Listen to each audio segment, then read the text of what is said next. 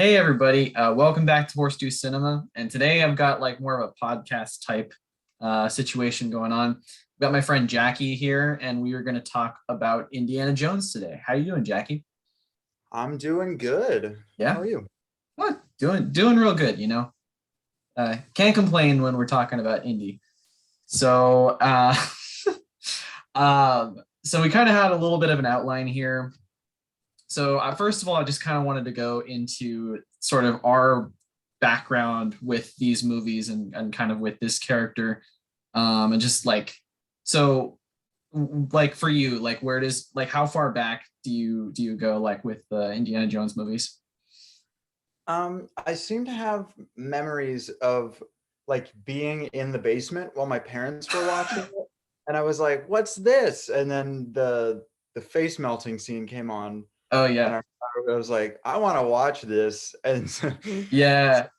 It then kind I of watched have like it. that like weird power like as a kid, right? Because Yeah, like it's it's always in like the family section on Netflix or like if it ever is there, right? It like it's kind of has this like because it's Spielberg, it has this whole like family quality. But like at least in the first two movies, especially like people's like faces get melted, everything in yeah, Temple of Doom, basically. Like, yeah, yeah. yeah, it's Um, cool. I have a similar background. Like, I mean, obviously, like for people who don't know, like who are listening, we grew up together, so like a lot of this is yeah, gonna be the same. But like, um, yeah, I have a very specific memory with like with seeing Temple of Doom for the first time. So like when I first saw it, I really like I was little and I kind of hated it because like and actually the main thing for me wasn't even the heart ripping out stuff. It was more like the dinner scene grossed me out so much. I like I had to leave. Like I got nauseous, you know? incredible. Yeah.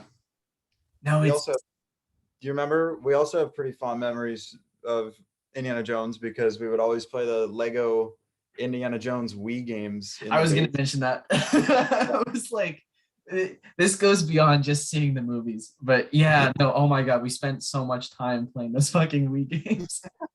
Yeah, They're good. They hold up. I have played them since. I yeah, and still have like, them or yeah, we do still have them. okay.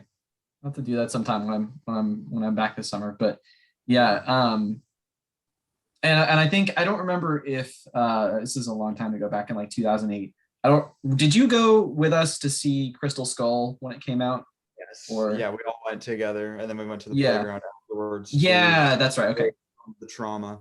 Anyways, Well, I don't even remember if we disliked it when we were like, yeah, I was eight. yeah. I definitely like thought it was a good time, but We'll get to I mean, we'll canon. get to it. But like, I mean, at when I first, did you dislike it when you first saw it?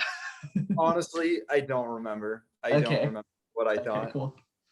All right. So that's kind of our like background, I guess, with these movies. But you have kind of a unique um or a rare perspective on it because like now you are studying in college for film score. Yes. I'm phrasing this terribly, but you are studying to be a film composer. Yes. Yeah, and so yeah, can you just kind of talk about like how these movies have like influenced you in your journey? Well, obviously, any kind of person who likes film music or films in general should know that Raiders of the Lost Ark has one of the best film scores of all time, at least one of the best action scores of all time. And honestly, all three of the original trilogy have just fantastic, timeless music by John Williams, who's my Yeah, personal favorite. And I mean, for me personally, Raiders especially was really influential because I remember the first time listening to it, it was around Christmas time. Um, like, I don't know, many years ago. I remember listening to it and it just, it's like the kind of music that I want to write, where yeah, it is for just like an action film, but it's like deep and it's well written. yeah. That's the thing is like it's I feel like in a lot of well, I mean, action like pure action movies are not really much of a thing anymore. But like, Yeah. but even in terms of like big blockbuster stuff, you don't really have that same kind of like sophistication that Yeah. that like John Williams had, especially in like the early days. like Yes. and I guess part of that just for me, I mean, you probably understand it a lot better, but for me is like not much of the music, if I go to see like a Marvel movie, will like Yeah. stick with me in that same way. There's not that much that's memorable. And I mean, I look at something like I don't know, the Desert Chase theme, you know, or like the what's the map room, the Dawn of Map Room or something like that. Yes. Yeah, I mean Yes. that something like that is just like you can't unhear it, you know. Yeah. Exactly. Yeah.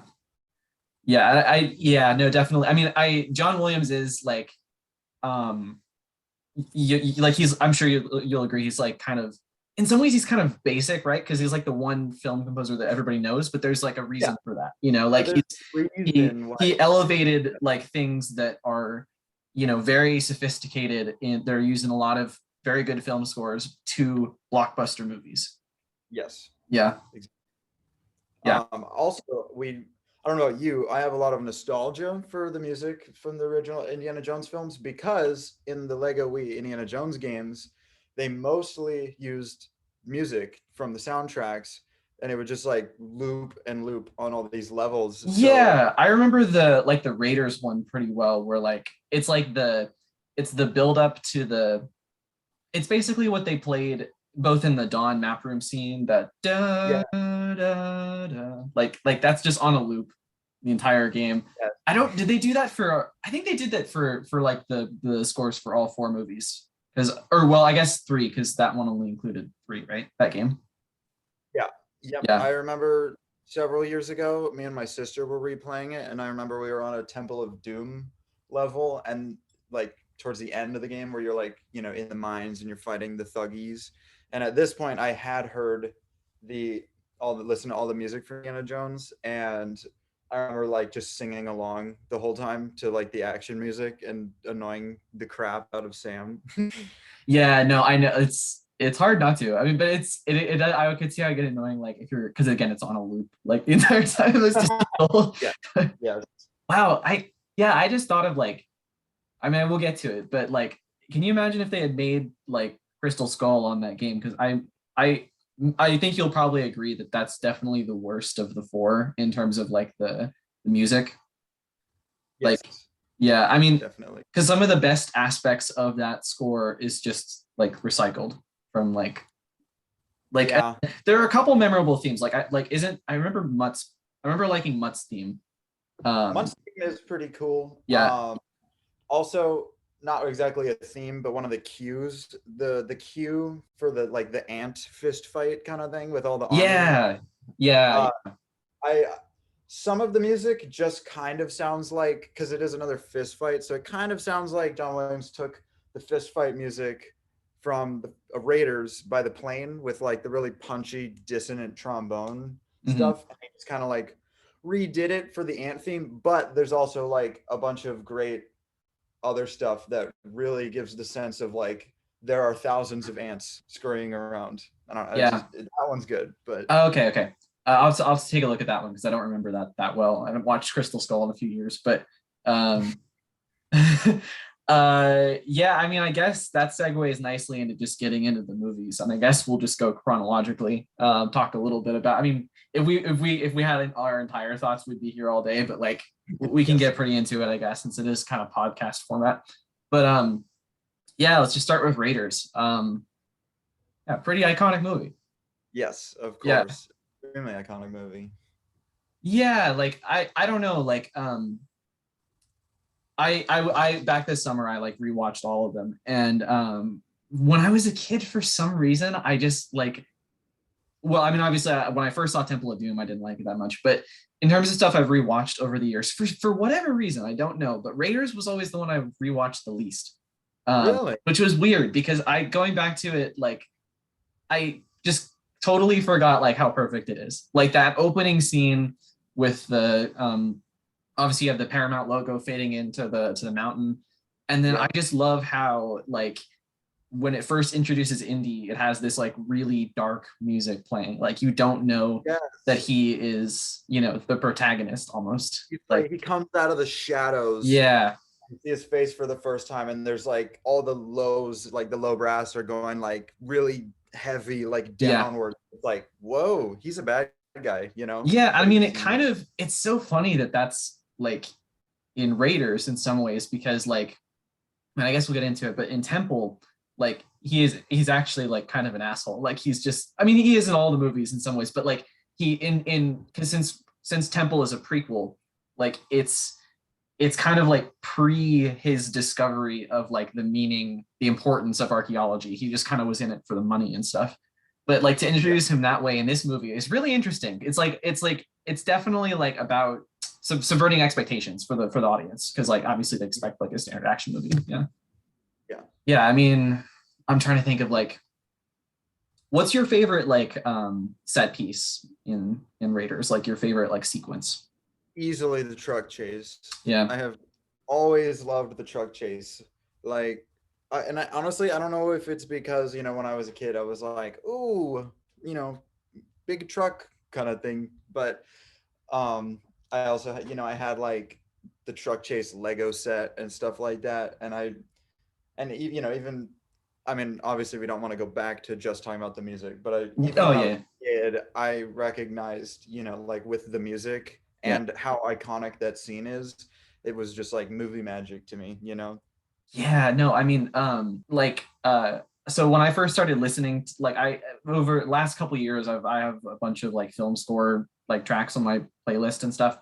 I have Yeah. just like a playlist for it, and when I went back to and listened to all like the Raiders music and stuff, I kind of like I remembered that like it just sort of like keeps going, faster and faster, and I tried to like piece it to the movie.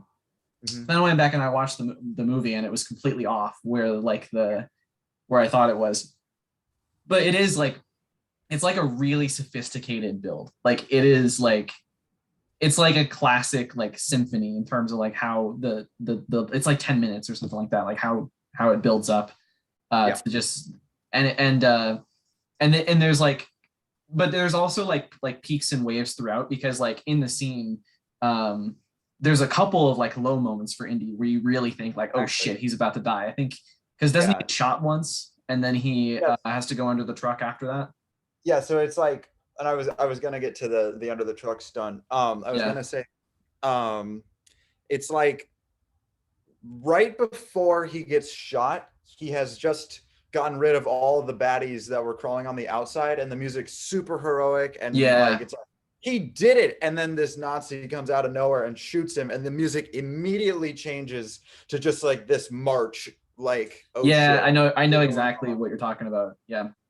And then it Uh, slowly starts to become more like he's regaining control as he does, and but yes, anyways, another reason why that scene is so special to me is because him getting thrown out of the truck and going under the truck, crawling back in and mm. kicking the shit out of this Nazi. bitch ass Nazi, like still one of the coolest action stunts I've ever seen Yeah. in a, you know? I always wonder too with the fact that the Nazis were the villains in like the first movie and then the third movie, because like so all three are meant to be like kind of action movie versions of like adventure serials from the 1930s and stuff. And obviously that's pre-Nazi Germany. And so actually, I think I remember reading about the reason why Spielberg had the Nazi. I think it was just because it would have fit for the time period well, like if it took place in the 30s, because the movies do. But yeah, no, it works. It works well, except they're like the thing is, it's not like they try and do a lot with that. Like it's not like they go into stuff about the Holocaust. It's kept very simple. It's like, but it works. Like these, it really works as bad guys because they're somebody that for other reasons, which the movie doesn't cover, we all just agree that we hate, right? But No, so it's exactly. like a really easy Like villain to just be like, oh yeah, they're bad because they're bad. Like we already know that. It's not like the movie has to do a lot of explaining for it. exactly. That it's such a, like a brilliant choice because a lot of the time in movies, like action movies especially, there'll be like the villain, and it's like they don't do enough to make us like actually hate them, Yeah. or it's like they make it cartoonish, and it's like Right. okay, Yeah. but you're going into this and it's like, oh, Nazis, Mhm. yeah, like you don't Yeah. you're rooting for Indy despite all of his flaws, and it really helps that he's like beating the crap out of Nazis, Yeah, I the mean, whole. yeah, exactly. Because if you want to make a good, you know, action movie, yeah, often it's like Die Hard, for example. You do have to do something kind of special with the villain, unless again it's this established thing that everyone agrees that it's bad. So yeah, it is a very smart choice in that way. I guess I'm trying to think of what I want to touch on with Raiders. I guess one other thing is Marion. Like I think she's a really really great character, and I love the way she's introduced in the whole like drinking game thing because Yeah. like because you in the whole movie like you get this sense that Indy is like this very like worldly person, the way he carries himself and also like his professor persona and stuff. But then like you see Marion in this bar in the middle of buttfuck nowhere in Nepal in the Himalayas, and she is just but she's so like ingrained within the culture, and she is just out drinking everybody. It's amazing. I know. And I mean, you know, as a woman, it really makes me happy looking back that they decided to make the female heroine like a badass. Yeah, There's a yeah, couple points where she needs like rescuing, but it's not like Willie. She literally like that, like they literally introduce the love interest as, like beating the locals in a drinking game, which another subversion of expectations thing. yeah, And then they also, she gets to shoot Nazis with like a plane turret, it's like yeah. she's great. Yeah, no, it's like she never feels like she needs to be rescued, like which like so I did a video recently where I was like talking about like controversial movies that I like, and I like Temple of Doom a lot, but I was talking about Willie and I compared her to Marion a little bit. I guess we can get into Willie when we talk about Temple of Doom because I have some things I'd like to say about it, but I think that Marion is like because the whole movie is like about 30s adventure serials. It's like an homage to it. Marion is like the big exception to that because like women were definitely the damsel in distress in those. Yeah. And so I think it's kind of like a refreshing like modern take on it. Yeah. Whereas Temple of Doom is more something else, which I guess, yeah. I guess we can talk about Temple of Doom now. I guess we don't want to spend too, unless there's anything else you want to say about Raiders.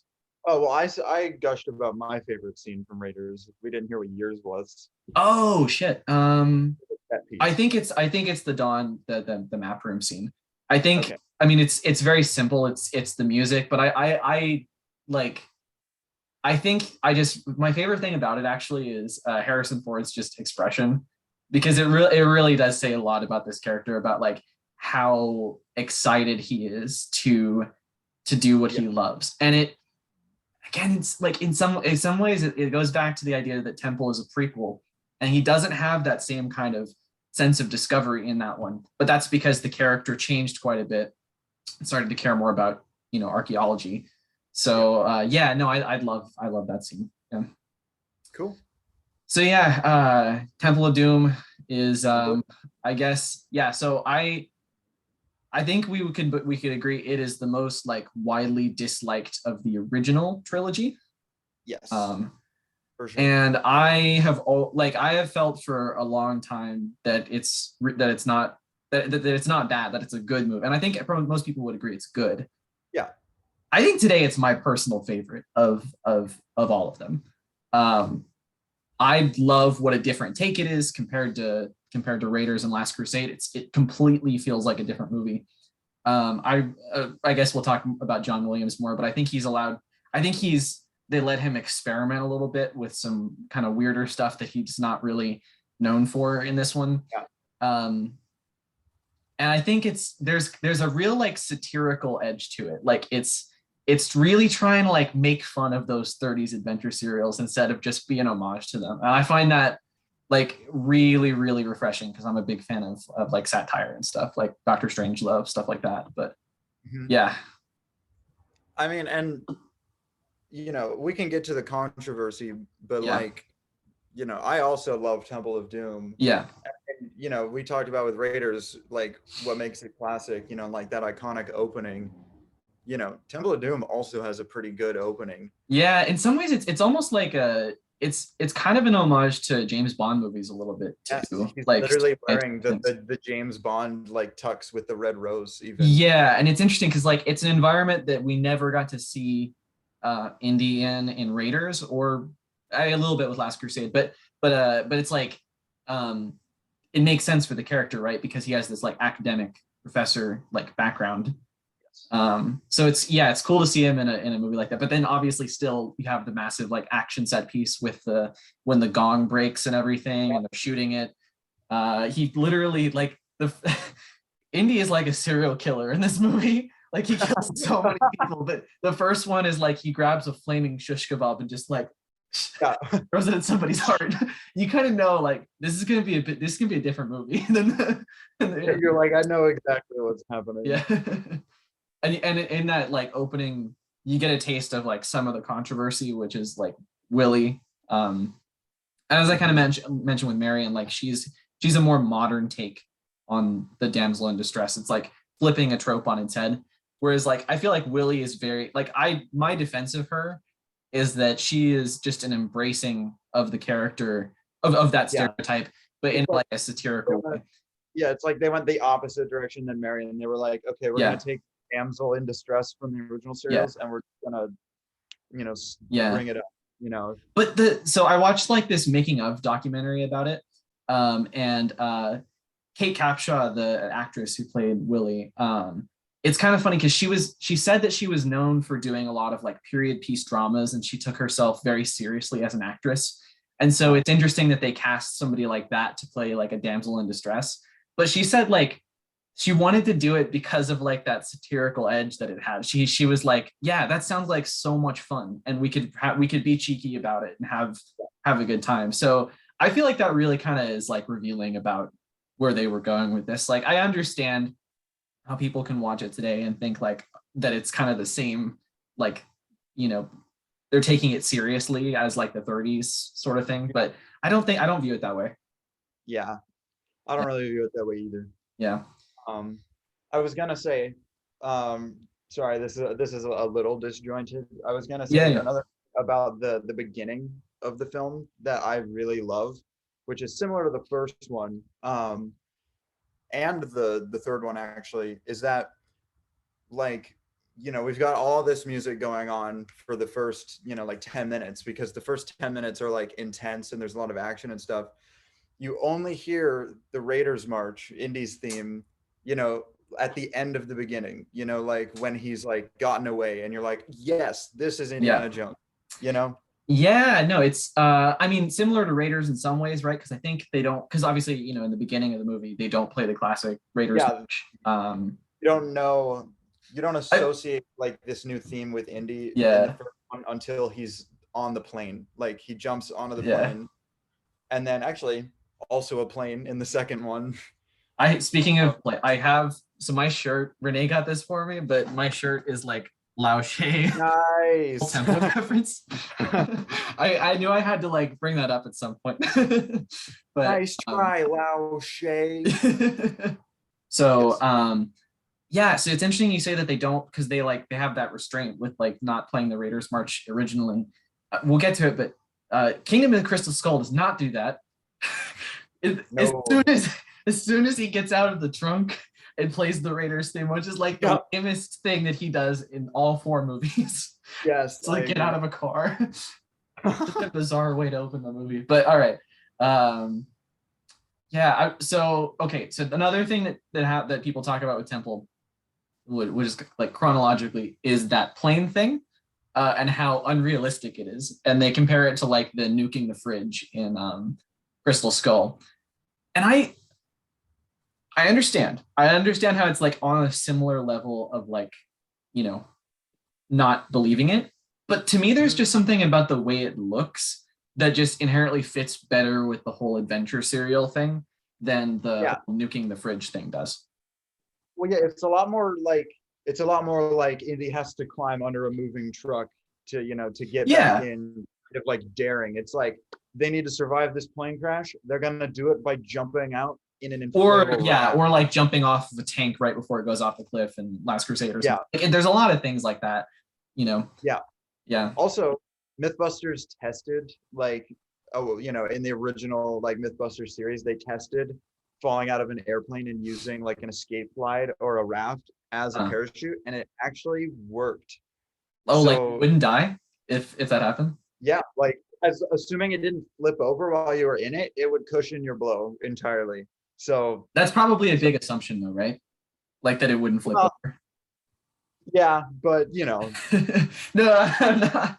Like my the defense point is, is that it's realistic, but I do appreciate that we have Mythbusters on our side for this, yes, for the haters. Um, but yeah, so they like, so after the raft, they meet this like um this village in India who like they're totally their Shankara stones have been stolen, which they believe brought like prosperity to the village, and and then the kids have been stolen as well, and so they asked them to go to Pankot Palace and like help find them and stuff. And the movie takes a real shift because like in the jungle it still kind of feels like a bit like Raiders, for example, like but I feel like as soon as they get to the palace, you're like, okay, something this is real different, like real different. yeah. Yeah. There's also like when they're in the village, there's a little hint of what's to come because they're literally like, he stole their children, Mhm. And you're like, oh, and then it just, and then they have like the elephant ride, and it goes back to being like, Yeah. Well, so the fun. whole, so also fun fact, this was in the making of documentary. So the actor who like plays the chief, I guess it would be of the village. He didn't speak English at all. Yeah, So yeah, Spielberg had to like mouth what to say to him. And he did a great job. Like I could yeah, not tell good. at all. Like, geez. Yeah, Um, that's really cool. yeah, and also just on the whole note of India, I guess with the dinner scene and everything in the palace. I mean, obviously that has a lot of like racial controversy we can talk about, but like Yeah, obviously one of the biggest things is that like when they were filming, they wanted to film in India, but the Indian government is like really strict about like what kind of like they basically vet all the scripts and stuff like that. And so when they read this, they were like, you have to change X, Y, and Z in order to film here. And so they were like, we don't want a government to like influence our movie. So they moved it to Sri Lanka instead. But huh. uh yeah, no, it kind of, like, and it's understandable. I get where, if people talk about this movie as racist, like I see what they mean, but I think it does also fit into the same thing about being satirical, like the Willie thing. Yeah. Yeah. Um, it's definitely a lot of people like watch that scene and they're too quick to be like, oh no, this is racist again. Indians don't eat this, but like they're failing to notice the fact that that's the point. The film is literally, like poking fun at the stereotypes of like, oh, people in like other countries like India eat weird stuff like Mhm. bugs, and also it's also a bit like, you know the people in the palace like see these like American white people showing up, and they're like, all right, let's bust out the gross food. Yeah, you no, know totally. Like Spielberg has said, I think that he wanted it to be like a joke, that like an inside joke with like Indians and Indian Americans. Like they would see this and they would know that Americans, especially in the 80s, had like, bad assumptions about what Indian food is because it wasn't as available. Like that's weird to think about for me, but like, um, yeah. And so like they just must have thought like, oh, they eat bugs or something, and so they and it's also just kind of like, um, I think George Lucas influenced this a lot because he was going through a divorce at the time, and so he just wanted to do a bunch of really dark, gross shit, yeah, um, which he hadn't really had the chance to do before because he just worked on like Star Wars and American Graffiti and stuff like that. But yeah, no, I mean it worked really well. I think it's an effective scene in the movie because it lets you know that like something's really off here. yeah, Yeah, exactly. you know yeah, Another thing about that scene is that it's like, you when you want once you like watching it the first time, you're not quite sure that anything, like, you're not sure what's going on at this palace or whatever. um so you might be like, oh, this is a little sus. But then once you realize that the people who are running this palace are horrible people, it's yeah. like, why would you care what these scum of humanity are eating? Yeah. The No, that's literal like child slave owners. yeah, that's I mean when they get there, I mean you understand it because like so okay, when they first get down to the temple, like that this is when the movie for me really becomes like it's I like how, you know, a lot of John Williams scores it feels like the music is like completely inseparable from the movie. It's like it's one thing. Like a cinematic like opera, I've heard it described, stuff like that. It's like the bug tunnel sequence, and then you Mm. have the Temple of Doom, like or that like the chanting cult theme when the heart gets ripped out, and then later with like the slave children's crusade and stuff. Like it's just one long like symphony essentially. Yeah, So cool. yeah, it is. Yeah, like and that I like okay, so like with the whole like really dark stuff, like especially like the child slavery and like the heart getting ripped out. I mean, so Spielberg has said like the Temple of Doom of all the four indie films like was his least favorite like is his least favorite now because like he kind of used it as like we went a bit too dark and edgy for this. And I don't agree. I think it is so refreshing that this exists as like a Hollywood blockbuster because you I feel like you could not do something like this today like at all. Yeah, you're like, okay, we're gonna make an action film about an adventurer who has to rescue a bunch of slave children who have been Yeah. kidnapped from a village in India out of a death cult in the mines. They're Yeah. like, what? Yeah. You know? Also, speaking of the slave children, it's also kind of, like it is really dark, but it works in the same way that making the Nazis the villain in the Oh first one yeah. immediately works to make you be like, okay, fuck these guys. Because it's like kind of Yeah. the first like literal Nazis, and then the second one it's like these like they're making these children work as kidnapped slaves in a mine. It's like Yeah. you're I mean it's yeah, it's like if the you know children and animals in movies are kind of like, you know, don't touch them. Like that's yeah, exactly, yes, yeah, really I quick. actually hadn't thought about it that way because I was thinking that like how obviously um you know Raiders and Last Crusade have Nazis and I got yeah Temple of Doom has that aspect of it. Um Crystal Skull doesn't really have. We just keep talking about like Crystal Skull. You're like go through this and you're We're like hinting at the horror these that movies is do it great. Crystal Skull sucks. Like yeah. Crystal Skull does not do it great. Yeah. I guess like one thing I do want to mention too is like I really like Mola Ram as the villain in this. I kind of like a lot of things in the movie. He's very simple. Like he it's interesting to have a villain that's not I think he's like the only one in the first three movies that's not a Nazi.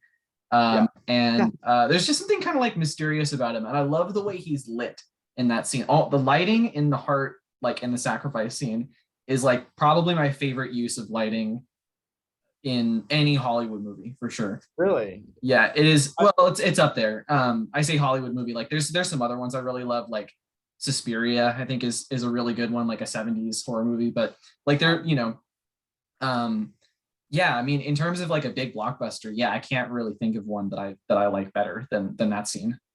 yeah, I mean, classic, old Spielberg, his use of light was top notch. Yeah, I mean, I don't know what's gotten because there is something different about the way his movies look now. Even Yes. the ones, so obviously he does more like period piece drama stuff, Yeah. but like the way his movies look now, like even like the adventurous ones, like I think he did the BFG and like some, what else has he done? Warhorse, although that's a bit drama too. Tintin. I mean, it's Tintin, yeah, animated, but it's still yeah. direct. I haven't seen West Side Story, so I can't comment on that. But like, yeah, it looks a lot more CGI like and kind of glossy. Yeah, It doesn't it's look like really it was made lost. by Spielberg.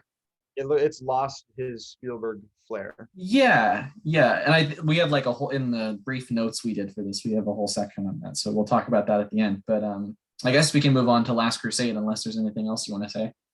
Should we? I mean, I guess we already talked about Temple of Doom for a long time, but we could do what we did with Raiders. What's your favorite scene? What's my favorite scene? My favorite scene is definitely the sacrifice scene. I think it's like some of the best like blockbuster filmmaking I've ever seen. What about you? I think my favorite set piece from Temple of Doom is either the bug tunnel or like like the spike room kind of thing, Yeah, because the music and also just the they scene. used real bugs too. Like I mean, Yeah, obviously it was the '80s. Like we would have noticed if they used CGI bugs or something. But like it's yeah, I mean like Kate Capshaw did not want to do that scene. Like it's so funny watching the documentary. and then the other one would be the rope bridge, because it's again one of those like like daring stunts. It's like, Mm. I'm gonna cut the bridge that I'm standing on, in order to save us, kind of thing. Well, oh, in the movie, yeah, I thought you meant yeah. So because like they actually did cut the bridge. I think they had dummies on it though, because you don't if you get like a wide shot of it like falling. Yeah. Yeah, obviously they can't. Like I mean, I guess I don't know how they would have done it with, with Harrison Ford actually standing on the bridge. No, that'd be incredibly Because the thing dangerous. is, like, even if you're attached to a harness, you're gonna pendulum one way or another, and you're Yeah, gonna be injured. like once So it like hits the bottom of its swing, you're gonna get like mega whiplash. yeah, Like I mean, free even if you fall. go the way, because like, let's say you're standing on one side that's closer to it, like it's still even like it doesn't matter. It's gonna go like it's not gonna be fun. Yeah, Yeah, anyways, great scenes. great scene. All So right. Last Crusade for me, I think is the one that I watched the most growing up. It was like my childhood favorite, and I think a It lot is of people could like relate to lighthearted. that. It is the most fun of the It original. kind of is, yeah. I think Sean Connery really like I started to think about it because I in terms of like the plot, I don't think it has anything in it that Raiders doesn't have because it has like it has the same kind of landscapes like the desert. It has it has like a massive change Relic. sequence. Yeah, it has like the ultimate goal is like It's this a mythical. religious item, like yeah, exactly. Like it's um but I think yeah, the one thing that it has that Raiders doesn't have is the really endearing relationship between Indy and his dad. And Sean Connery is so good in this. Like, oh, it's Yeah, great. yeah, I fucking love the dynamic between those two. It's so funny. Junior. Yeah. Oh man. Yeah. Kind of like how the previous two movies like sort of set the tone in the beginning for what it was going to be like just a little bit. Not so much Temple of Doom because it gets really dark as you go on, but Yeah. um, like the intro to Last Crusade is just so fun. It's young Indy. You get to Yeah. see his origins, and then like a circus train chase, like Yeah. so much more lighthearted. And young Indy is great. River Phoenix, I think is his name. And he's Joaquin Phoenix's late brother. Man, that is a tragedy that like we I lost him. didn't know that. Oh yeah. He passed away, I think I don't remember when it was, but yeah, and really young. And so yeah, it was a it's sad because he actually I think there were a lot of other really acclaimed movies he did. I have to go back and check everything he actually did. But yeah, he's great in this. Yeah. And I heard a story that so the reason he did it is because Harrison Ford worked with him on a movie called The Mosquito Coast when he was younger, and he was like, yeah, River like Harrison went up to Steven Spielberg and he's like, get River Phoenix. And apparently, whenever Harrison recommends something, Steven is just like, yep, we're doing that. That's Yeah, cool. yeah.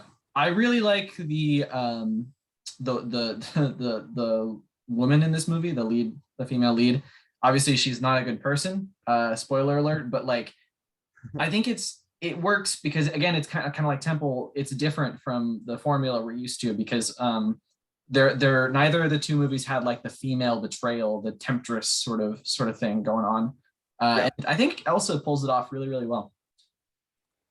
Yeah, and also, I mean, now that I've seen it many, many times, of course, I'm not surprised at all. But like that first time watching it, like the twist, like a third of the way in of her being, working with the Nazis and her being a Nazi is like you don't see it coming. It's like, whoa. I still remember it. Like it's one of the yeah, like also, I mean, for me when I was a kid seeing that, like Elsa was a massive crush of mine, like a movie crush. And I of course like I just wanted to see them, end up together because I was like, he gets the prettiest one or whatever. And yeah, no, so I was like, oh, when the twist happened. But yeah, that's Yeah. what I remember about it. Um, I was gonna say something about that. Well, we can get to that because it's at the end of the film, but something involving Elsa. Oh yeah, sure. Yeah, I know, I think I know what you're talking about. Um, I guess we can kind of go with the Raiders Temple format here. Like, what's your favorite like set piece from this or scene? Mm, I don't know because as a child, I loved the train chase simply because I really like trains. But also, fun fact, it was filmed using a scenic railroad that is in Colorado, our home state. Oh, So really? that's pretty cool. But Okay, so I always thought, I mean, it's set, this the scene is set in Utah, and I always kind of thought the that whole sequence looked a lot more like Utah than it did Colorado. But no, I can see it. Yeah. Mhm. um, uh, oh my God, it's so hard. I do love the plane scene, like the dog fight, because it's just so funny. I know. It's And then very like like it's that whole sequence is it has this weird like DB Cooper thing going on because they were like trying to escape people like on this plane and they go off and it's like in the plane they're flying in is very like it looks very World War I. yeah, Like it's not it's a very old fashioned plane because when he like shoots the tail there's all this like kind of the cloth stuff getting shot up. yeah, Yeah. exactly. So yeah, no, I really like that too. Sorry, really quick before you say your favorite scene, I was also going to say my other favorite would be the end, where he has to pass all of the booby traps to Mhm. get to the final goal. Yeah. It's funny you say that because I think I've noticed that maybe my favorite scene in all three movies, they're all very John Williams dependent. My because my favorite aspect of the score is the theme for the night and the theme for the Grail. Yes. And I really love at the end where like so they get the Grail and they heal Sean Connery and then Elsa takes the Grail and wants to keep it for herself and she passes the seal which the knight told her not to do and then everything starts crumbling and Elsa dies and Indy almost dies trying to get the Grail and then they look back and they see the knight's face like he's just looking at them uh, Yeah. and it's so like I think about that a lot like I mean it's a blockbuster movie but like so I don't know how seriously you're supposed to take it but I no I've thought about it a lot like what is he thinking there like Yeah. is he really ashamed of them or is he happy that he's kind of made his arc because in that moment when he decides to let the Grail go did the knight approve of that like it's Yeah. yeah it's kind of cryptic it's actually it's more of a cryptic little thing than you get from a lot of Spielberg endings because he usually Yeah. likes to end things on a very decisive note. Yes, he does. And also, speaking of John Williams, the ending, like after they escape from the temple, um, well, actually, it begins like Indy's hanging off. His dad's got his hand, and he's trying to reach the Grail, and all of the loud temple collapsing sound effects and everything fades out, and you hear just Sean Connery's voice, calling to, you know, his son basically, and you hear the, father-son theme by John Williams, and This is then where he calls him Indiana, right? yeah, and Yeah, then yeah. when when Indy like comes back to his senses and he allows his dad to help him, he like as he reconciles like finally, with his dad at the end, it's like you hear the whole theme and then you hear like a really nice rendition of the Raiders theme on cello, Mhm. and it just ties that scene together. And then as they're out of the temple, the music that plays at the end really feels like we're at the end of an adventure. It's Yeah, like it's super climactic. Yeah, for sure. And uh, then you get the whole like literal right off into the sunset thing. But yes, it's nice that yeah, it's nice that you have like because maybe more so than in both Raiders and Temple, the like the time between the climax and the credits is really short. It's like you have that sunset thing, but there's not much of a like falling action. It's like it is just a build up, and then they hit it, and then almost the movie's over. yeah. Yeah. Um, yeah. So yeah, that's probably my favorite set piece. I will say that Last Crusade is probably my least favorite of the original I trilogy. agree. Yeah. Um, and I think that's probably controversial for a lot of people, but I think part of it is that I think it's just a little too much like Raiders. Like it's I would have liked to see them do something very different from it. I know there was talk of like a haunted castle movie type thing. I'm not a big fan of that, but Yeah. I think because I think that would have been a little bit more like Temple, like I didn't want it to be too derivative of either, but I think they tried they made it original enough with the whole Sean Connery thing that it's a very very good movie, but I do think it is just a little bit too much like Raiders. Yeah. I definitely agree that it's like, it has some similarities. The reasons that I list it as my least favorite of the original trilogy is, first of all, I feel like Indy is just like in a couple scenes is just a little too much of an asshole in the third one. Like I feel like I don't know. There's a Oh, couple with scenes. Elsa, like or like what do you mean? Yeah, yeah, especially with Elsa. Like there's the scene in where they're in the hotel, and they have sex or whatever. But like before that, it feels just a little bit like he's like coming on to her, which is it's like okay, but and then And I guess that also, is his character a bit, right? Like, he's like well, yeah, he is it's the flawed. whole adventure serial thing, but I get what you mean. Yep. And then I don't know. There's something like it feels like it is really good, but it feels almost like too fun, like just too like breezy adventure for like the last I of know. when it originally came out, it was gonna be the last ever. Yeah. So I feel like they could have done something a lot more exciting with it. Yeah. And it's also like it's funny that it's the only one of the original trilogy that's rated PG-13, which is hilarious because it's by far the least violent of the three. Uh Yeah, yeah, but that's yeah, no, I agree with a lot of that about it being a little too, it does feel a little bit late Spielberg in some ways, but still with that adventure spirit kind of thing that he had in his early career with like Jaws and Raiders and stuff and Close Encounters. So yeah. Um it's time. it's It's time to time. talk about that other one that they made. The other movie. Yeah. Crystal Counts. Skull, which came out like what was it? So Last Crusade was like 89 and this was 2008, so it was like 19 years later. Like it's yeah, like a long time. Um yeah, I mean, like I have seen people try and defend this as not the worst of the trilogy, and it is never convincing. I Yeah, I think this is so much worse than all three of it them. really is. It's like Yeah. they lost almost everything that made the three original movies so magical and classic.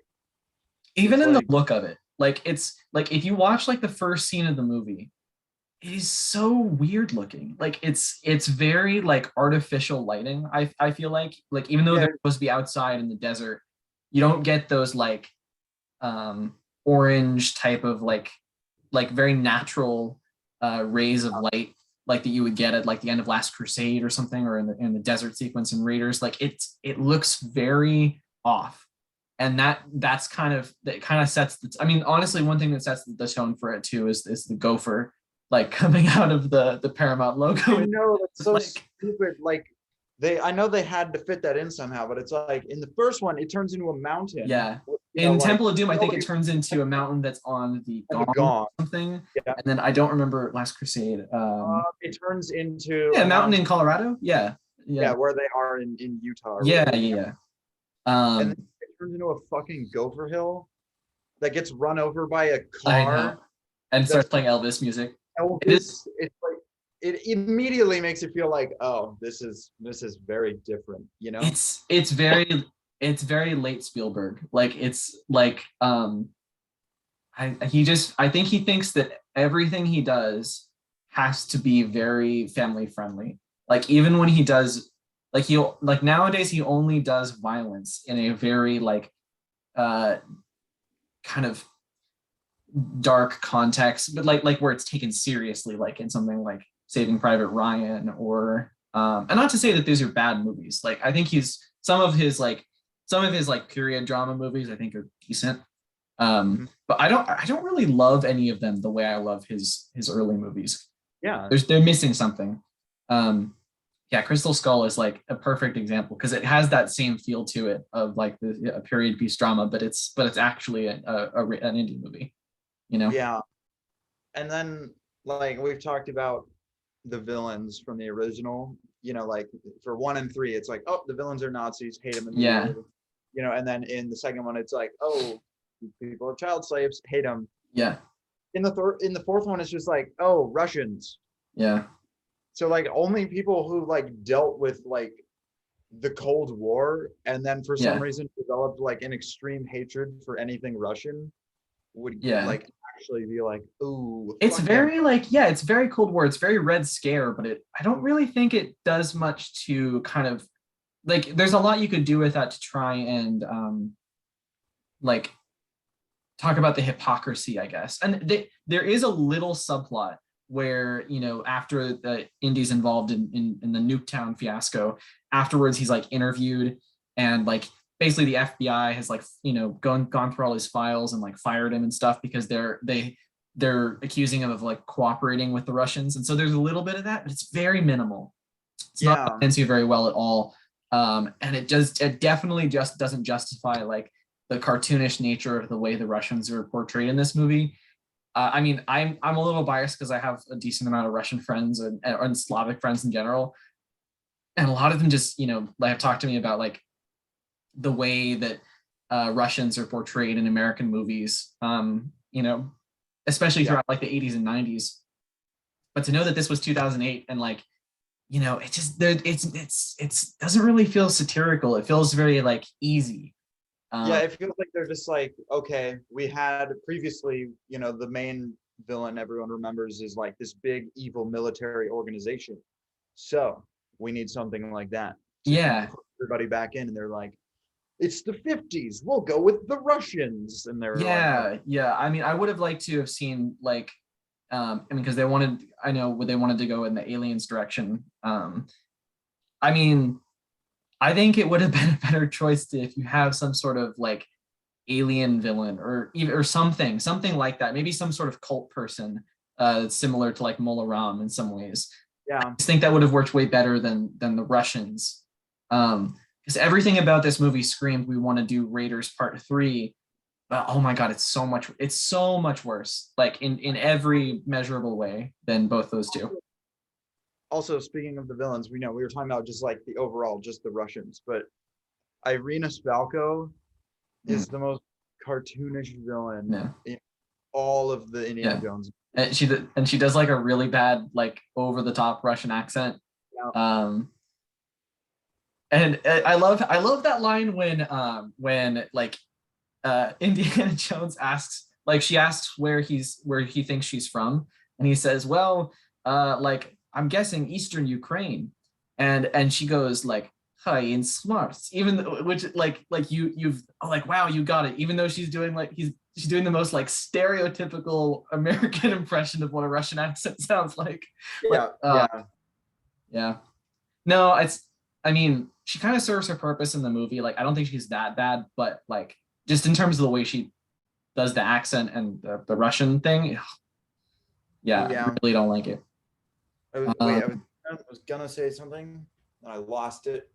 Give me a second. okay. It's not even related to like the Irina Spalko thing. I was just gonna say another thing about this film that is kind of inescapable because Harrison Ford is aging and stuff like that is the originals are all set in, like really late 30s and then the 40s.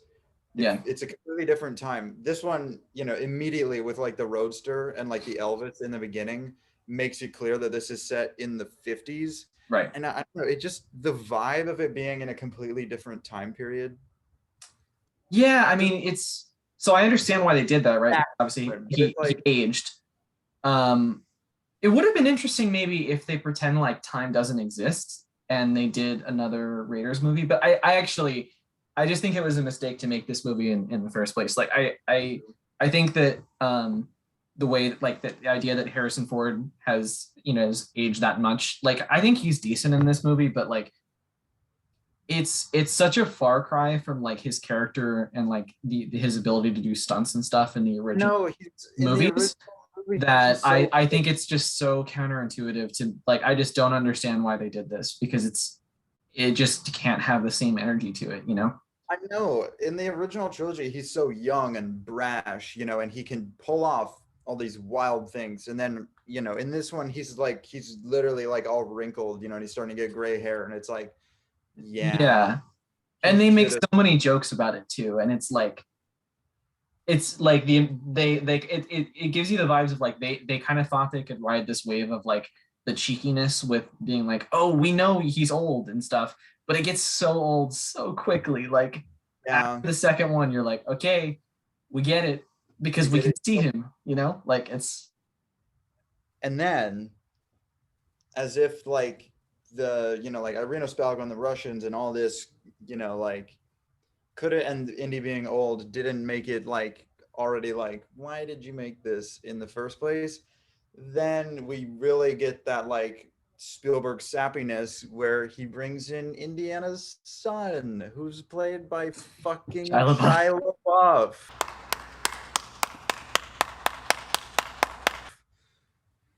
Okay, Oh my god, I hate Mutt so much. I don't know how you feel this about might him. be a bit controversial. I actually don't mind him as much. He's Okay. not like something I hate about the movie. Um, because in a lot of ways he's needed. Like his character is needed. Like yeah, Shia LaBeouf is miscast a bit. He's gotten much better at acting since this movie, Yes, he but has. he is yeah he's not great in it. But I kind of do think that the character, the idea that there's an indie son or something, somebody that we actually do have that's like a young action hero, is dreadfully needed in a movie like this because like Okay. again, Harrison Ford can't do it at like 60 or Yeah, whatever. that's a good point. Yeah. So, Um, but yeah. and then it's like we can like when we're kind of wrapping up, we can talk more about like comparing like a bunch of. I mean, do you want me to do it now? I was I mean, we because can we can. I do want to actually. So one thing before we do that, we had talked about our favorite scenes and everything. Like we know we don't like Crystal Skull, but like, what's a scene that we can pick out and you're like, I actually really like that. Is there anything for you? 'Cause I have one. you go ahead. I'm still thinking Okay, about. so my favorite is the 50s cafe scene and the subsequent like chase scene that happens. So I like that it's a clever way of doing exposition because they're kind of like sitting down and discussing things about the Crystal Skull and but you have all this like 50s cafe stuff where you have like these greasers and stuff in the background and it's very like outsiders stuff like that, and it's cool and the bar fight is really fun, and the chase itself is that like definitely I feel like it's the best action piece in the movie, because there's a lot of other ones that I think are really bogged down by like CGI and just like cartoonishness, whereas this one like it feels like something that could exist in like an old Spielberg movie. Yeah. Mm. Um. Okay. I've got one. Or maybe two. Okay. So like in there's the scene where he's just with Mutt and he's in like this like old like village or whatever, Mm. Mm. and then they like they go underground into the thing to try and find like the skull or whatever, Yeah, yeah, and that feels like a bit of a callback. It's like okay, he's finally in like an old temple, facing some traps kind yeah. of thing. So Oh, that's and then that's the scene where he's walking with Mutt, like before they get there, I think they're like talking about like the stuff about like how like, oh, you want to fix motorcycles for the rest of your life. Like it's very like a father son thing, even though at that point in the movie they don't know that they're related yet, which is kind of fun. yeah. Yeah. Um, so that's decent. And then I I also really like personally, you might think it's a bit over the top. I think the best action scene in the film is the ant scene because while Temple of Doom did do bugs, every film has like the oh my god, there's like 10,000 of these gross things, Mhm. So it's not new, but it's like they use it to raise the stakes like they did in the like in Raiders, they're surrounded by snakes and it's like they need to get out because they're going to get killed by snakes. In Temple of Doom, it's like the bugs aren't a threat; they're just gross. Same with the Oh, rats. that's a good point. So then in Crystal Skull, it's like, so now they're gonna duke it out, and they're surrounded by ants that will kill them. So it's a bit Yeah. of that like high stakes, fight kind of thing. Yeah. So I like that. I agree with how it's done is better. Yeah, it is even like in some ways it's done better than Temple of Doom, but I prefer the look of the bugs in Temple because they're real. Yeah, like they're in real. Yeah. That's the thing is like I think the CGI in this movie has aged really badly. Like it has. It's kind of like it reminds me of the prequels, just in terms of like how much they use it and like how misguided it was to have so much of it in the movie. Because I think it's 13 years later. I don't think it looks very good. Even the I mean it's kind of cool when like what's that when and aspects of it too are really like cartoony because like remember when they like the ants like form the tower on like trying to chase Spalco up the tree. Yeah, that's ridiculous. It's like I don't know. But it works. The tension works. I agree with that. Yeah. Yeah. What was it you were going to talk about before I forced us to try and pick our favorite scenes from this No. classic It's okay. film? I was just gonna say one thing that makes this film clearly inferior to the original trilogy is that all three of the original films have like multiple iconic scenes, especially like iconic action scenes. It's like, if you don't mind, I'm going to run through really quick just so you get an idea of how many there are, and then I'll compare to Crystal Skull. So it's like in Raiders, you literally open with them going into a temple full of a bunch of death traps, and then Indy being chased by a gigantic rolling ball. It's like, that's cool, and then I mean, the bar fight's just like a pretty typical gunfight, but it's still pretty good. But then you have like the plane scene. It's like they're gonna get into a fist fight around a plane that's moving and is gonna blow up in a few minutes, and then immediately followed by Indy needs to catch the Ark on this truck, and he goes under the truck and all that stuff. Yeah. And then in the second one, it's like the gong thing out the window, and then jumping out of a plane and surviving using a life raft, and then towards the end the minecart chase. That's really classic. Mm-hmm. And also before the minecart chase, the fight where it's like the fist fight kind of thing, but he's being like controlled by the conveyor belt. That thing. Yeah, on the conveyor belt. I love that. I love that. That's such an and the music when oh my god, the music there is so fucking good. Fun fact actually about that. Did you know that in that scene, in the conveyor belt scene, whenever it's not Harrison Ford's face, it's not Harrison Ford. Yeah. Which is weird because it's not a stunt, but it's because like he had a hernia, I believe, from filming. So he had to take like a month off or something to recover. And so they shot a bunch of stuff without him, and then so they just used the stunt double in that scene. Yes. Yeah. And then like when they're on the conveyor belt, in the part where Indy finally like whips his head up after like the voodoo doll was unstabbed, and he's like back. Yeah. It's like that's the first time they had Harrison back for the shoot. I missed one. The bug tunnel spike room thing, so classic. So and then this is only the first two. And then the bridge. Yeah. And then we get to the third one, and it's like we've got the circus train chase. We have the Venice boat chase. Yeah, that's great. Like the propeller chopping up the boat they're on. Yeah. It really, I mean, I don't know the logistics of like how that was filmed, but it really looks like they're in Venice. Like was it filmed there or? I think it was, yes. Okay, yeah. At least a lot of the like photography must have been because it looks like And then there's the motorcycle chase where he flips the motorcycle by jamming the spokes. There's the plane fight, the tank chase. Like all the original films have so many just like iconic, high stakes, exciting scenes, And then Crystal Skull, it's like, no, like there's no other way to describe it. Like none of the action scenes, like I can tell they're all quick is the thing. They're all so quick. Like truck thing in the Area 51 where like he lands on the truck and it's like, damn, that was close. And it's funny, but like that's it. Yeah, I know, that's the only taste you get, like, of the excitement. And then, like, clearly Spielberg was trying to do like the classic high stakes thing by having him and the Russian fighting on the rocket sled, but that's just the That's also dumbest. so quick. It's It's and so also dumb. I had to go back and watch that sequence, but I remember that just not looking like an indie movie. Well, yeah, It's the lighting in that room.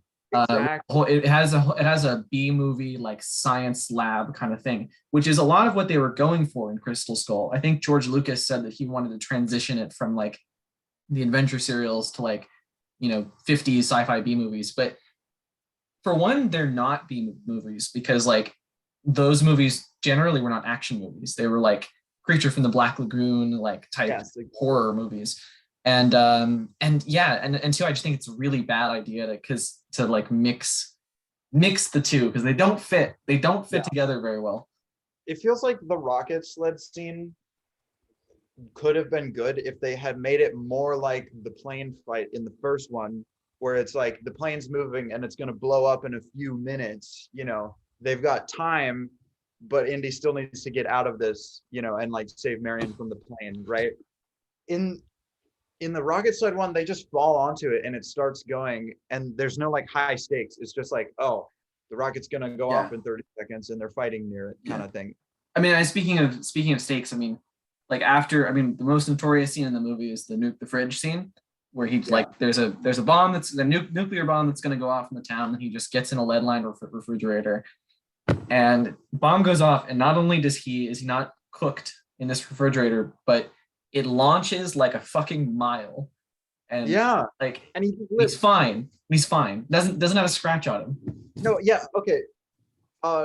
So Before I want to talk about like suspension of disbelief with that versus other stuff, but like really quick, I just want to say, even if the fridge had stayed rigidly sealed and had not been evaporated by the atom bomb, and it launched him within, and it launched with Indy inside of it, like he would have been turned into a jelly. Like if they had found it later and opened it up, it would just be red goo with like maybe some bones in there. Yeah. I mean, like, yeah, like anyways, the main problem with that scene is just like it's so ridiculous. In all the classic action scenes I've been talking about, they're Mythbusters approved. They're not unbelievable, they're just at the edge of being like, dang, somebody could actually pull this off, kind of thing, Yeah. Like going under a truck. You could do it. You would get like way worse injured than Indy was in the film. Like you'd have all kinds of like broken like bones and stuff, but you could do it, Yeah. No, totally. Nuclear blast at nearly point blank range in a fridge is like the most ludicrous thing, Yeah, I mean, like that's what exactly like the other movies. It's like right on the edge, right, of like where you're like, okay, this is kind of ridiculous. Like to me, I know it's MythBusters approved, but the Temple of Doom thing. I mean, of course, like I think it looks unrealistic to me. That's just how I view it as an audience member. But it fits the spirit that they're going for. Whereas this, it's not even shot like it's not something that looks like it would happen to Indiana Jones. It's just like so outside of what the movie is. I know that there's just no point to it, and then you're right. So the ridiculousness of it just like is right in front of you. It's just completely amplified by how ridiculous it is, because there's like you just said, there's no point to the scene at all. Yeah, it's just like, why is this here? Suddenly Indy's in a fake town that's about to get blown up by a nuclear blast. Like maybe if they had worked that in like a plot way, that could have been interesting. But the fact that I bet when they were like coming up with ideas for the storyboard, they were like, I think it'd be really cool. It's the 50s, atom bombs. I think it'd be cool if we had Indy, survive a nuclear blast. And then they just kind of threw it in instead of working it into the plot, Yes. Yeah, I totally agree. I'm trying to think of anything.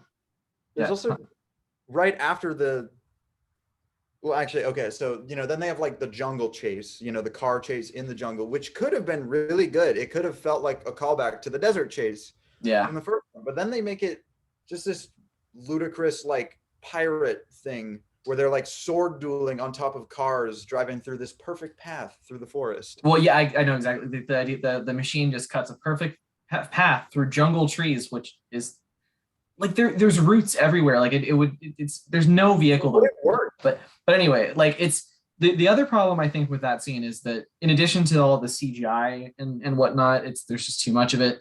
But you were comparing it to like the desert chase, and I think the reason why it doesn't work in the same way is because a jungle is like a dense environment where you don't in like those wide shots of where you see like Mutt and Spalko fighting, you can't see like everything around her. Like there's not much contrast to it. Whereas like if you had like a desert landscape, it works much better because it's so open and then you can really hone in on the action that's going on. It looks everything else in this chase scene in Crystal Skull is just it's very dark and it's yeah, there's just too much around it for the action to really look good, Yeah. I think. And it makes it, and also like speaking of the CGI stuff, it's like because you can't actually shoot this in a real jungle, like because they opted to go for this is an unexplored jungle and they're cutting a path through it instead of it being like here's a dirt road through the jungle. Yeah. They had to do all this CGI. And honestly, this and also most of like the CGI work in the film just makes it just takes you out of the film. And all the original ones, partially because they had to, almost every single thing is done real, practical. It feels like he's doing this stuff.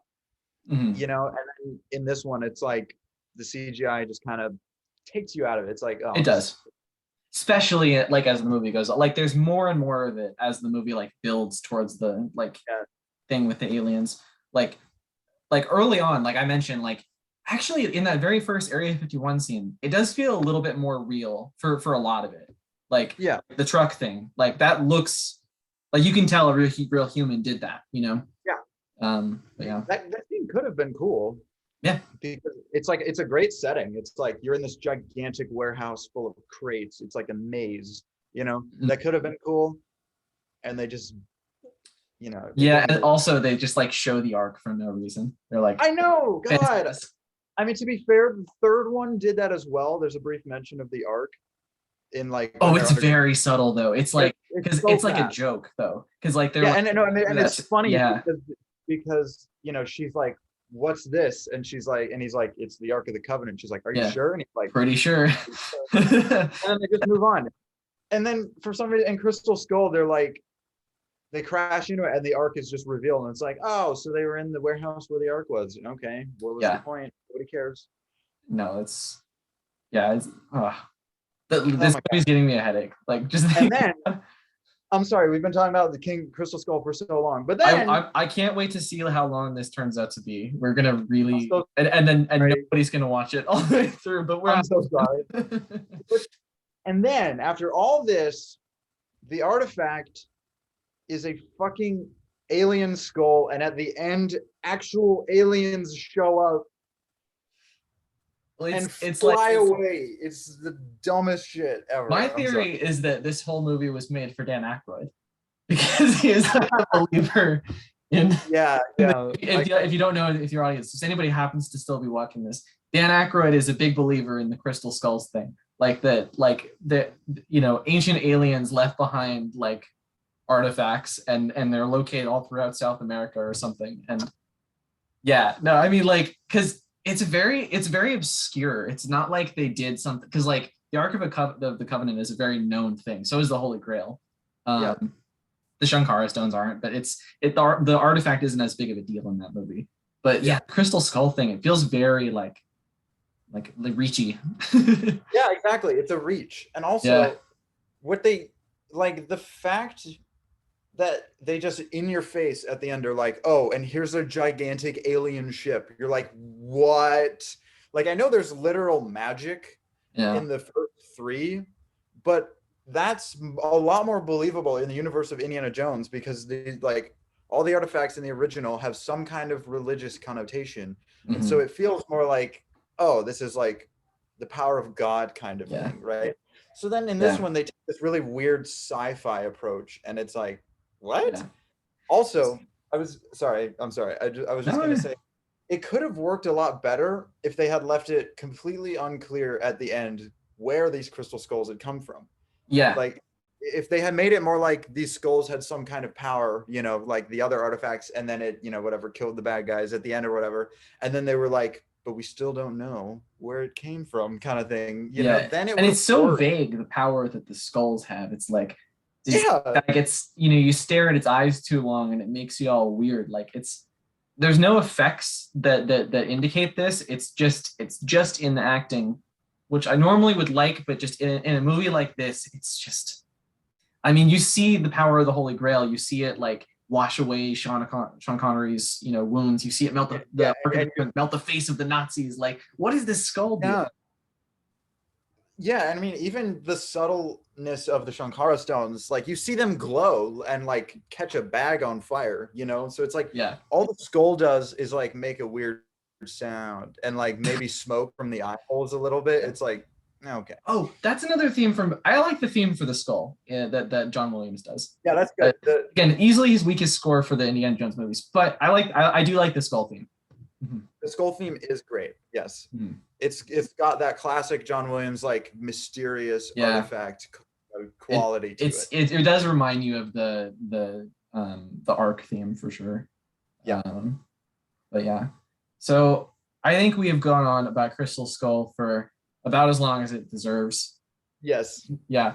So the thing I wanted to end this podcast on was just a little discussion about like Spielberg and the way that his career has evolved, because I think it's really interesting. I've kind of touched on it a bit, but he got, I guess the way I would put it is that he's kind of gotten a bit softer as his career has gone on.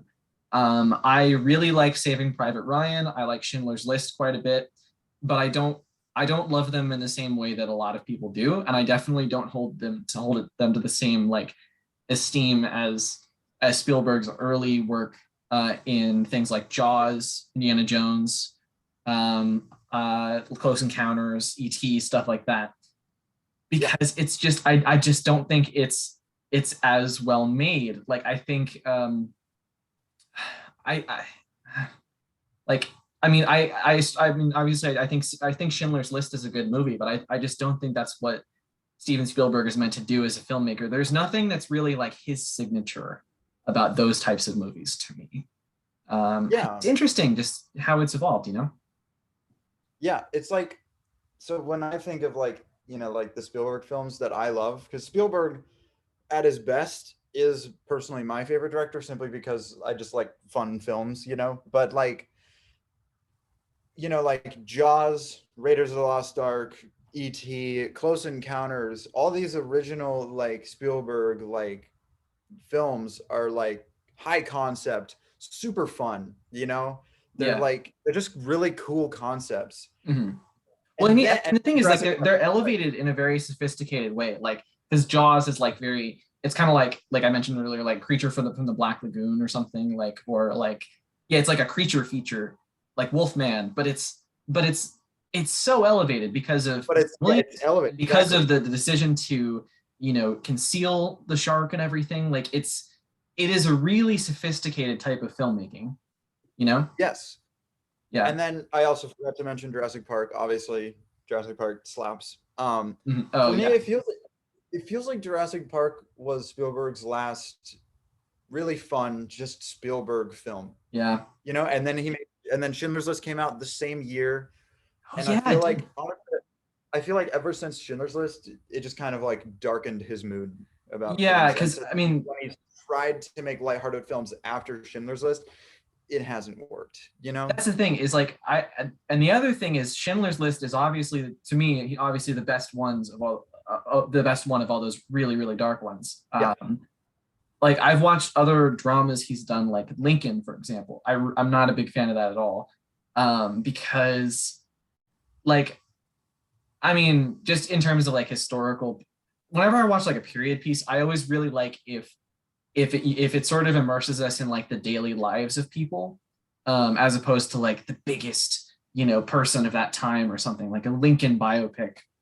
Yeah, and it was just never something that resonated with me. It's just not. I I didn't really feel like I learned that much about Lincoln watching that, even though Daniel Day-Lewis is great in it. But Yeah. yeah, I mean, it was just kind of felt generic. Spielberg has only made two good fun films since Schindler's List, in my opinion. Okay, what are they? Tintin, I haven't seen which Tintin actually. it's really fun and it's like cool animation and all that stuff. And then oh yeah, and then Ready Player One, which is like it doesn't feel like a Spielberg film, but it's like Mm. it's good. It's fun. I It's don't really really set like Ready Player One, but it's mainly because of I feel like there's just a lot of like fan servicey like product placement type stuff, and not oh like yeah, product placement, but like there's the idea that like this is in our future and it's good. Like it's isn't I don't know that much about the book, but I've heard isn't the book more of like a dystopia thing, like where honestly, like I don't remember. I can't remember if the book has all of that, all those yeah references and stuff. It okay might. I could like look it up. because there's that whole scene where it's like just a recreation of The Shining, and I'm like I really don't like that, but okay. But it's a movie I can watch. Like it's fun and it is higher energy than like for Spielberg than the stuff he's done. So I get it. Yeah, I just I just want him to make another good, like high Yeah. concept. And So to I be haven't fair, seen West Side Story because like West Side Story to me because it's a musical, which is also not like Spielberg, but it does have like an energy to it that is like yeah, missing. fair. So I Yeah, kind of want to check that out. But yeah. yeah. I was gonna say multiple of Spielberg's like best films have just been book adaptations, Jaws and Jurassic Park.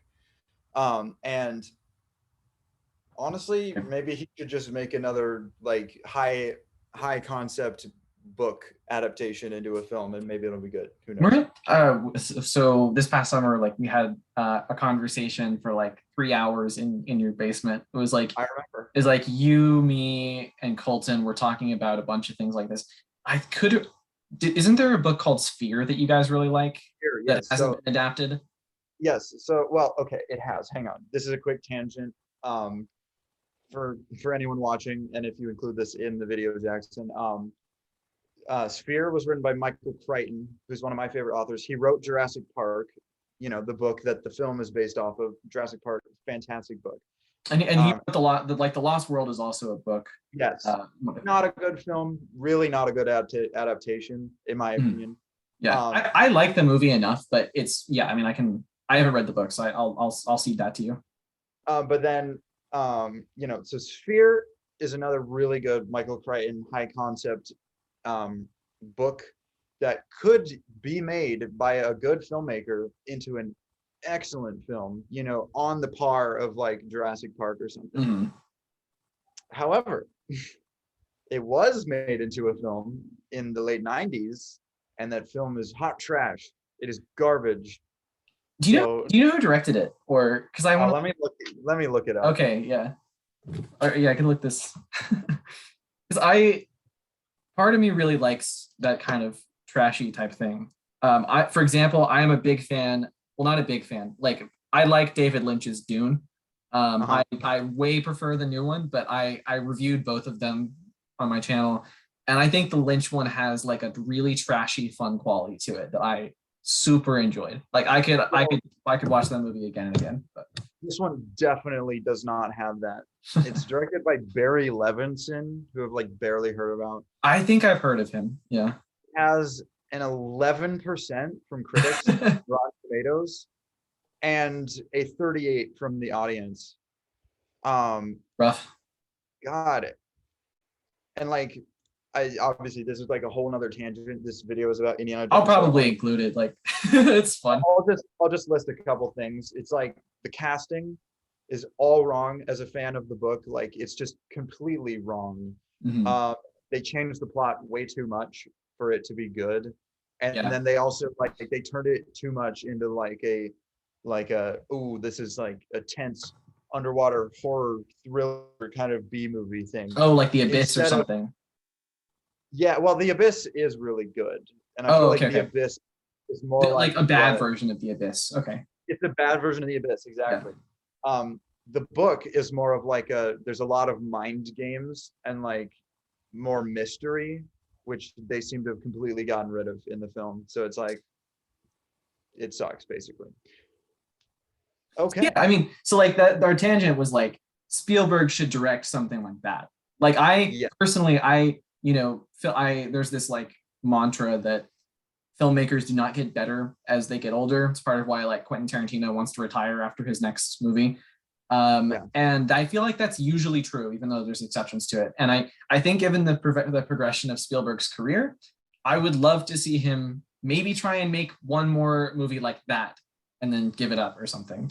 Yeah. But And then move I don't on. know if he's going to. I think just the way his career has gone is like very much in Yeah. that direction.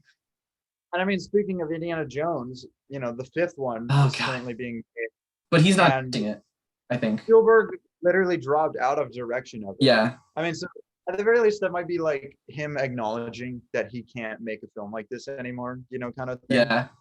But Yeah. it makes me so worried, even I though think it's Christopher, gonna be real bad. Like it real is, bad. it's gonna suck ass. I But guarantee it. but but I don't know. I've been pleasantly surprised. I'm trying to think of like examples, but there have been times where I'm like, oh wow, this is gonna suck. And it's like, oh okay, that was all right. Um Yeah, there yeah. was Indiana one. I Jones can't 5 remember. is such a bad idea, man. Like it's I know, because like it just exacerbates all the problems we were talking about with what made Crystal Skull bad. yeah, It's like we've moved much more into using like mostly CGI for yeah, like big action films. Harrison Ford is a further 15 years older than he was when Crystal Skull was being made. yeah. Um, I think the only so like in terms of like Harrison Ford's acting has suffered a little bit as he's gotten older. Um, the only movie I really loved him in since that he's done since like maybe The Fugitive or something. But like Blade Runner 2049, I love seeing him in that. He was good. yeah. But yeah. And also a bit back to John Williams. Love John Williams, bless him with all my heart, but his music has also taken a serious downturn, just like Spielberg's has. Is he Like doing the fifth film? The he is, which is another reason I'm actually worried. yeah. Which so it's like, all of like Spielberg, all of John Williams' original like old music, and even into the '90s, bangers all around, Oh, incredible. Some of the most iconic film yeah. and just music, like Your orchestra music, favorite is Close Encounters, right? or Jurassic Park. Or Jurassic Park. I Yeah, can really, okay. Yeah. um, Close Encounters one, I had not seen it until last year, but that is a that is a really interesting like experimental type score. it Yeah. is, yeah. It's like For especially that's a for a whole blockbuster movie like that, you know? yes. Um, I could talk about the music from Close Encounters all day, Yeah. but it's like the John Williams music for example, the Star Wars sequel trilogy. It's just really obvious that it's like lacking in quality compared to the all the other Star Wars music we've heard. Yeah. And he used to like write such brilliant original music for every film. Like every film he did had a sound, you know what I mean? Hmm. And now it just feels like every time he's been given an action film these days, it's just the same cut and pasted sort of action sound.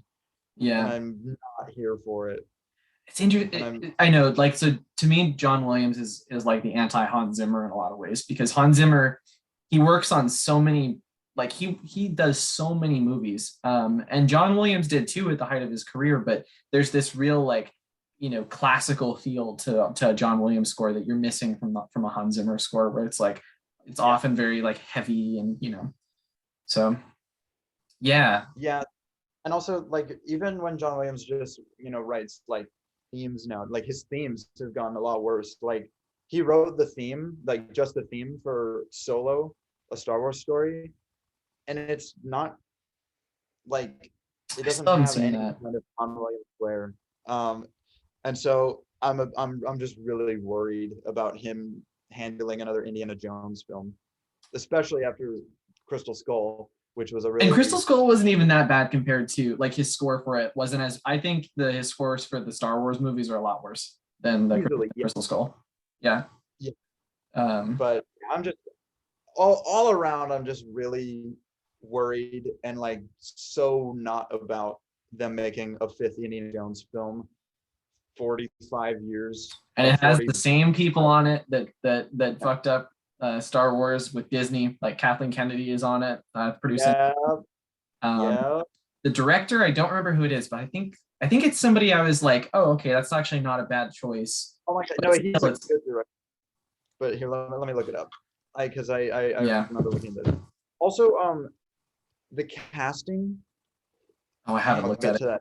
Okay, so it's directed by James Mangold, who's a good director as far Oh, as what I has he know. done? God, You okay, can look that up. I'm looking. So yeah. they have Mads Mikkelsen playing the main villain, and I think Antonio Banderas playing one of the main villains in this one. And it feels like they're going too much for like, oh, these guys play great villains, so now we're gonna make them play, like the villain, and it's gonna be too cartoony, Right. you know. So And James then Mangold for the audience, he did Ford v Ferrari and Logan and some other stuff like that. So good director. But I love Mads Mikkelsen.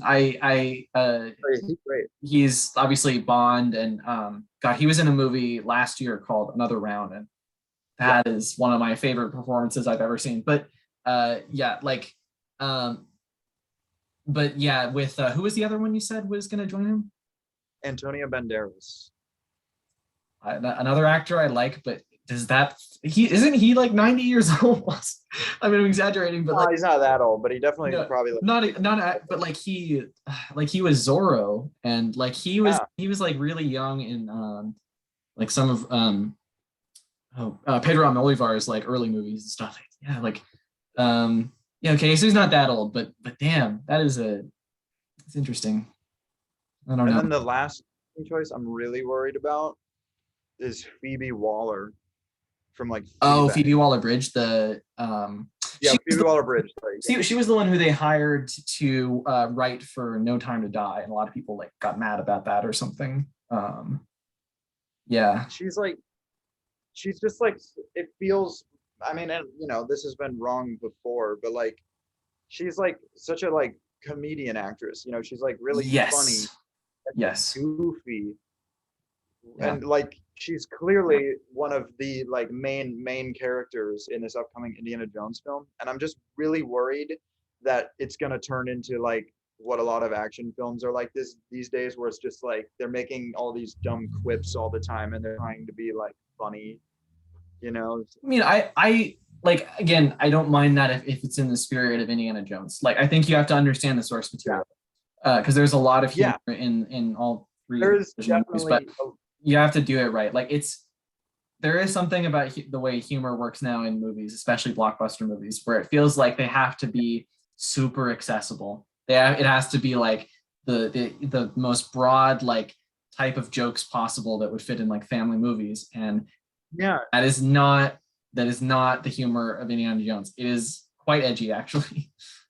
Like the best way that I can explain it is with a comparison. So like in Raiders, there's what's a really, I guess I'm thinking of like spoken jokes, because in Raiders there's obviously a lot of like funny stuff, like him shooting the sword guy and stuff. Yeah, yeah, yeah. But I guess for example in Raiders there's a scene where he like almost eats the poison date, and then like Sala catches it and he's like bad dates, and that's a little funny. Yeah. Um, but then for example in like the Star Wars sequel trilogy, they're like they can fly now. Oh my They're like, god. yeah, where they like see like the rocket. See, I Like, haven't even seen Rise of Skywalker yet because I heard it was really bad, and I still know that perfectly. I know they fly now thing. yeah, that yeah, Yeah, it's hard to explain the difference between those two types of humor, but like I'm just yeah, afraid that this new Indiana Jones film is going to have that modern sense of like broad, like we need to make the characters relatable kind of humor, as opposed yes, to just being like Indiana Jones humor, yeah. So I I'm mean, yeah, no, definitely. Yeah, I think that's probably a good place to wrap up. Just in just kind yeah. of our talking about our worries for Indy 5. We've kind of progressed pretty well along. I think this has been a very in-depth. This has been like the indie video I've been wanting to do. So thank you for doing it with me. Of course. Yeah, this was really fun. Yeah, I would love to do You know, more like actually like podcast type things or collabs or whatever, because this is great. Do you want to plug anything? I don't have much of a platform yet, but in terms of like your music you've been working on or anything like that. well, I suppose I could plug some of the music I've released. I have some music that I've released on all major platforms like Apple Music and stuff. Like Spotify my score or for Spaghetti Cheap 2. What? is it on Spotify yet? What? Or Yeah, it's on like I think it's on everything, okay. including YouTube. I as I'm plugging myself, I will note that it is under my dead name, Jackson Burrell. Mm. Um, we can't change that, but that's okay. My point is, I'm bringing it up because don't look for Jackie Burrell if you're looking for my music. Okay, Look there up you go. Jack Burrell. Yeah. Perfect. Um, yeah. Well, awesome. Subscribe to the Jackie, thank channel, you guys. so much That'd be for great. yeah, thanks so much for coming on with me. This has been great. Yeah, anyway, that's it for this video. Thank you guys so much for watching.